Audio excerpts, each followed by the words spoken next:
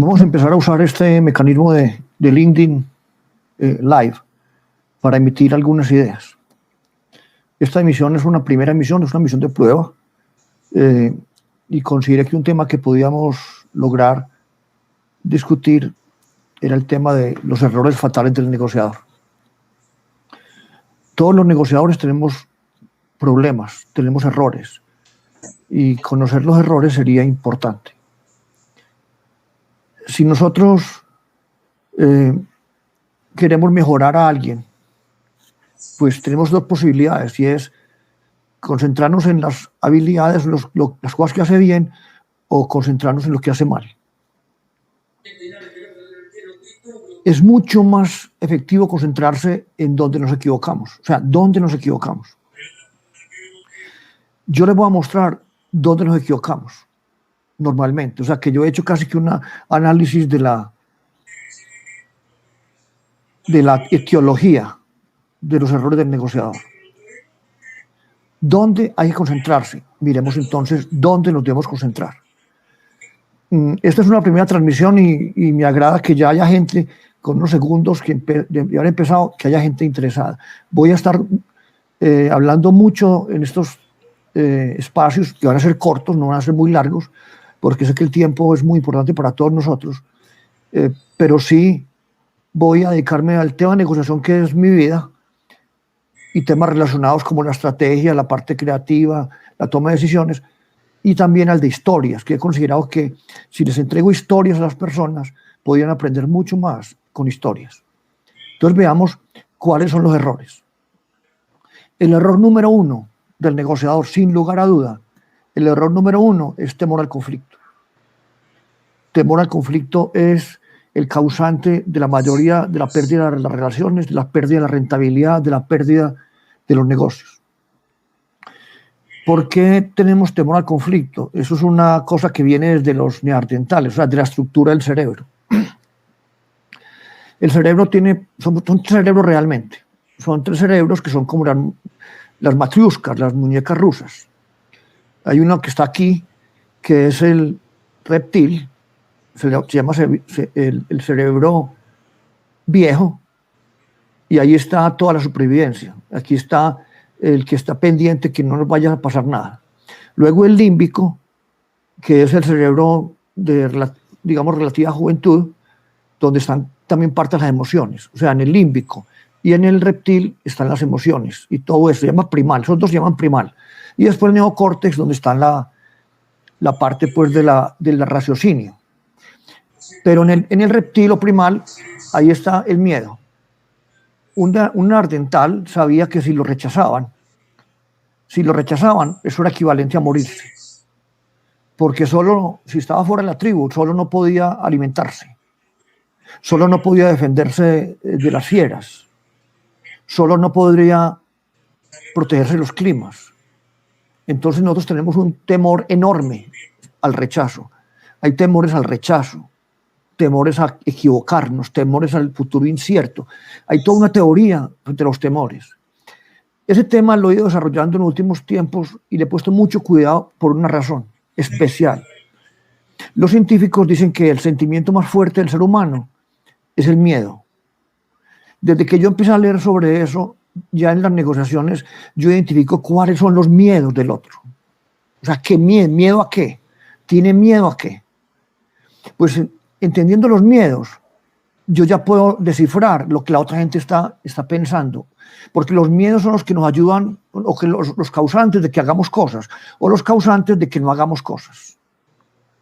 Entonces, los miedos, esos miedos son importantes, y en este tema es el temor al conflicto. Temor al conflicto que nos impide decir las cosas que deberíamos decir, a pedir lo que hay que pedir. Por ejemplo, en la parte comercial hay un tema o dos temas que yo nunca había querido abordar, aunque me lo pedían mucho mis clientes, y era que les hablara de objeciones y les hablara de cierres. Pero dije, por aquí no es, yo no quiero hacerlo, porque es que está claro que mientras más objeciones aparezcan en el proceso, es que más mal vendedor es usted. Y cuando usted no se concentra demasiado en el cierre, es que también es mal vendedor, porque es que el cierre es una consecuencia de un proceso, no un evento fundamental. porque usted se concentra solamente en el cierre, es como el estudiante que no estudia en todo el año y quiere ganar al final. Entonces, yo nunca no había querido meterme en eso, hasta que metí en la parte del temor. El vendedor no cierra, ¿por qué? Porque tiene temor al rechazo. Y el comprador, ¿por qué pone objeciones? Por el temor a equivocarse, el temor a tomar decisiones.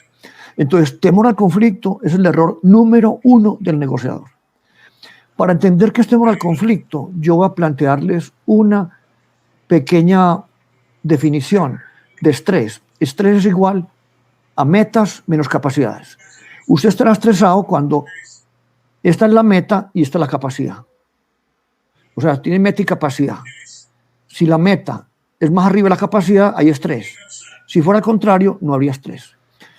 Todos queremos reducir el estrés y hay mucha gente que reduce el estrés bajando las metas. Eso es lo fácil, pero no es lo inteligente.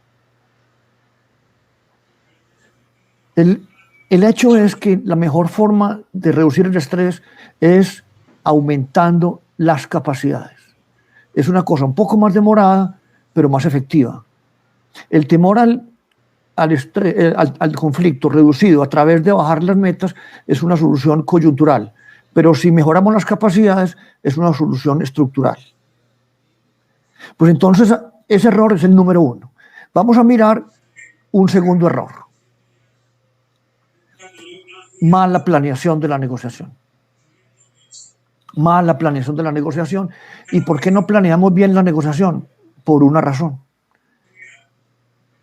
La primera, no hay estructura. O sea, no hay estructura. Cuando una persona va a negociar, muchas veces tiene el temor de que no sabe cómo empezar, qué hacer. Hay estructura. Ahí hay que trabajar con un concepto que es maravilloso y es que todas las negociaciones tienen la misma estructura. Es decir, a mí me dicen que negociar una compra es diferente a negociar una venta.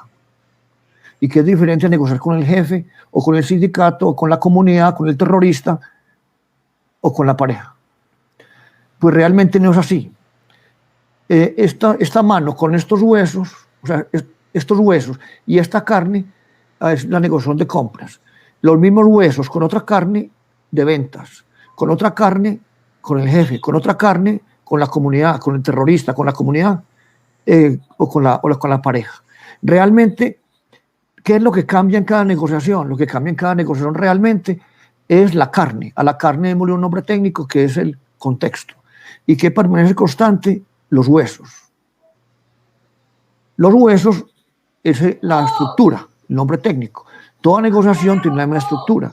Entonces deberíamos estar claros de que toda negociación tiene la misma estructura, sabiendo qué estructura son las que usted quiera. Puede ser la estructura de solución de problemas, de toma de decisiones. Yo siempre he trabajado con la estructura que se llama método Harvard, que es los intereses, el primer hueso, las alternativas o planes B, segundo hueso, tercero, las opciones o propuestas que hago en la mesa, 4 criterios, la forma de determinar que la propuesta es razonable, 5, el compromiso, o sea, el acuerdo que sea factible y cumplible, 6, la comunicación y 7, la relación. Entonces, si tenemos esa estructura, pues vamos a planear la negociación mejor. Ahora, pero también hay que entender que el cerebro humano no es tan planeador, es más intuitivo, responde a intuición más que a planeación. Las culturas también afectan la planeación. Entonces, ese error es vital. Pero también hay otro error que es anclarse en posiciones. Anclarse en posiciones es un error también supremamente común. El temor al rechazo también afecta a esto. Anclarse en posiciones es lo siguiente. Si yo a generar una reunión, necesitamos una reunión, alguno de ustedes me dice el miércoles, yo digo no, el jueves. ¿Qué miércoles? No, que jueves. ¿Qué miércoles? ¿Qué jueves? Ahí estamos cada uno en su posición. Ustedes en miércoles y yo en jueves. La posición es el qué. Si nos quedamos ahí, vamos a tener conflicto. Vamos a quedar peleando, cada uno, la relación se va a dañar y el problema no se resuelve porque no va a haber reunión. Sería mejor pasar del qué, que es la posición, al por qué, que es el interés. La discusión entre ustedes y yo no debería ser si es miércoles o jueves. La señal debería ser, o la orientación del foco debería ser, ¿por qué miércoles o por qué jueves? Pues entonces de esa manera podríamos ser mucho más efectivos. Yo podría decir, yo no puedo miércoles, podría jueves. ¿Por qué no puedo miércoles? Porque el miércoles tengo una conferencia para 2.000 personas y si no me presento tengo que pagar un show de 30.000 euros. O sea que yo no voy a pagar eso para estar acá. ¿Por qué necesitas que sea el miércoles? Dices que tengo junto el viernes, quisiera hacer el uniforme el miércoles con información tuya para tener el jueves de holgura. ¿Y qué información necesitas? Número de unidades importadas, número de contenedores y los puertos. Yo digo, número de contenedores son 250 más o menos uno. Las importadas, las unidades son, puede ser algo así como 800.000 más o menos 10.000, que es la holgura del proveedor. Y el puerto es por el Pacífico, porque el Atlántico no entra. Ah, ok, perfecto. Con esa información me basta, reunámonos el jueves. Ese concepto es de los conceptos más vitales. Es aprender a pasar del qué al por qué. Ahora,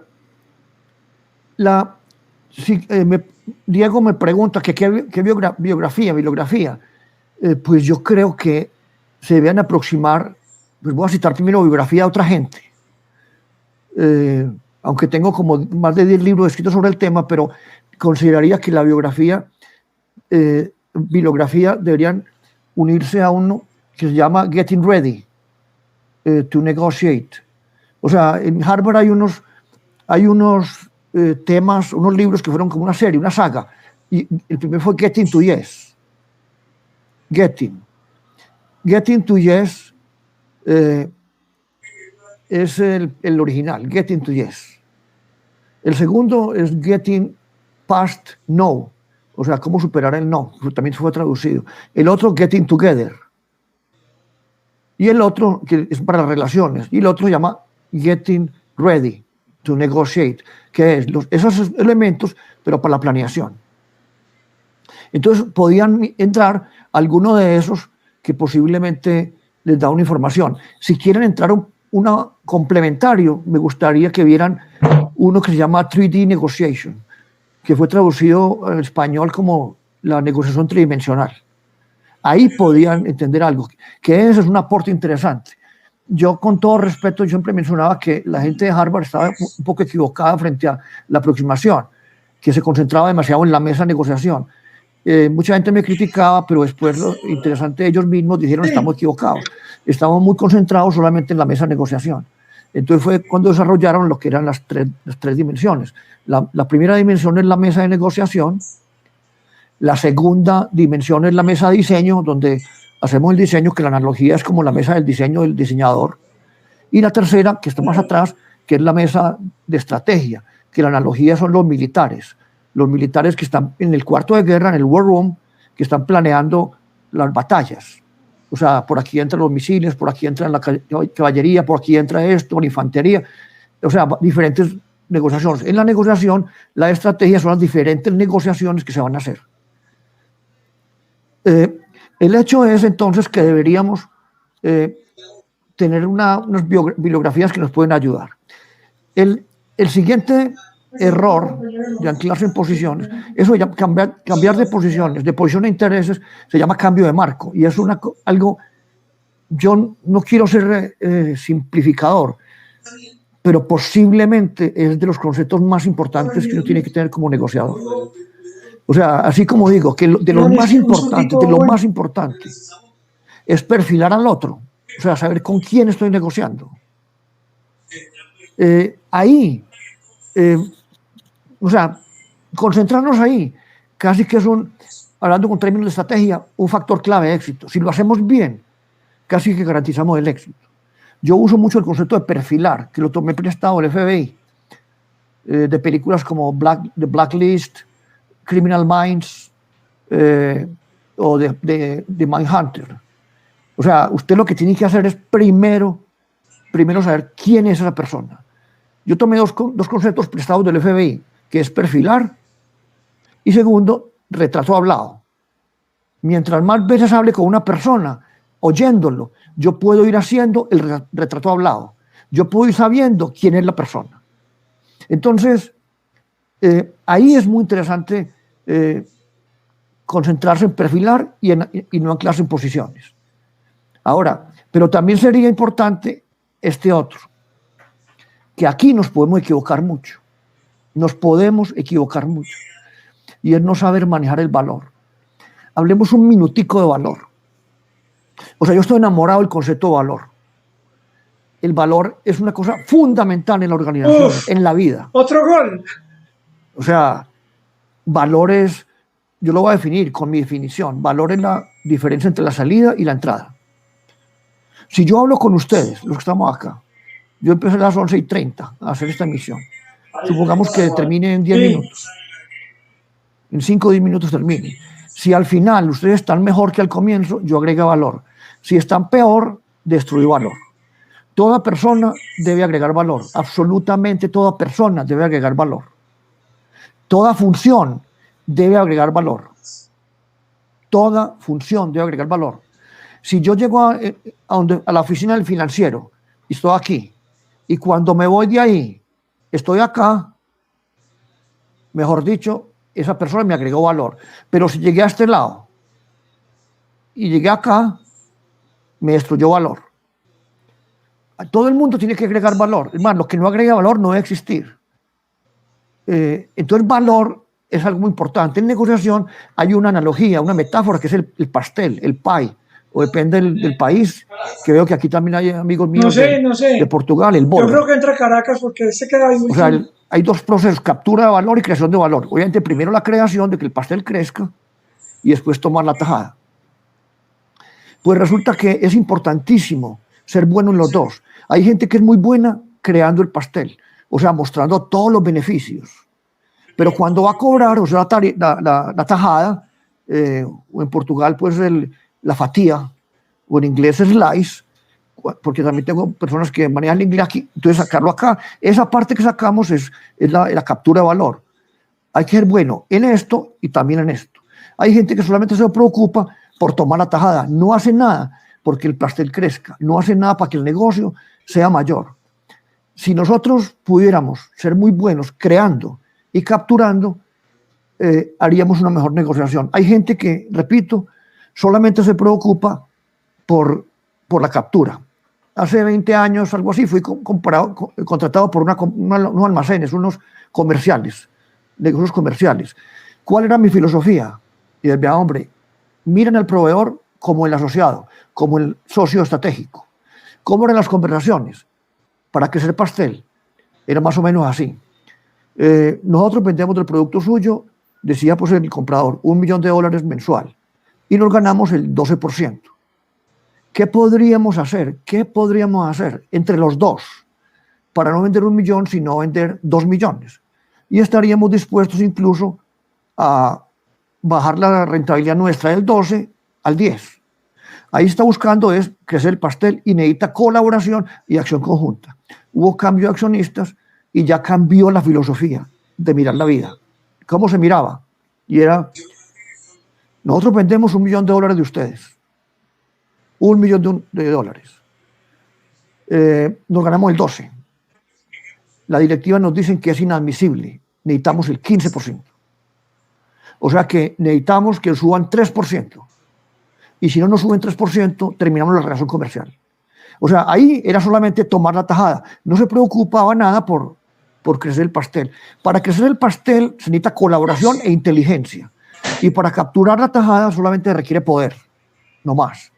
Pero lo más irónico es que usando el poder, seguramente pasa del 12 al 15, pero seguramente de un pastel pequeñito. Es mejor ganar el 10 de 2 millones que el 15 de 1.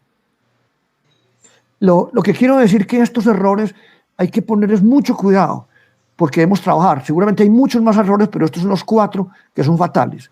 Repito, primero, temor al conflicto. No le tengan temor al conflicto. No sean compradores de paz. Segundo, planeación de la negociación. Planeen la negociación con estructura. Tercero, anclarse en posiciones. No se anclen en posiciones. pasen del qué al por qué. Y valor, sean buenos creando valor y capturando valor.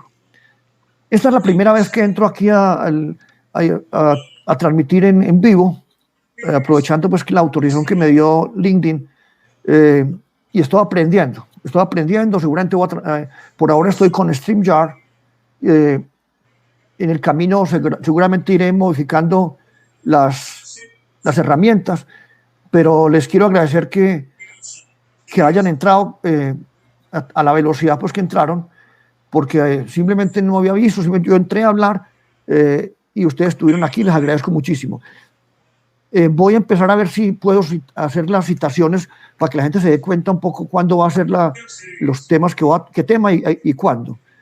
Era solamente una emisión de prueba, pero por lo menos pude que ustedes estuvieron acá y pudiéramos compartir unas ideas frente a este tema tan maravilloso.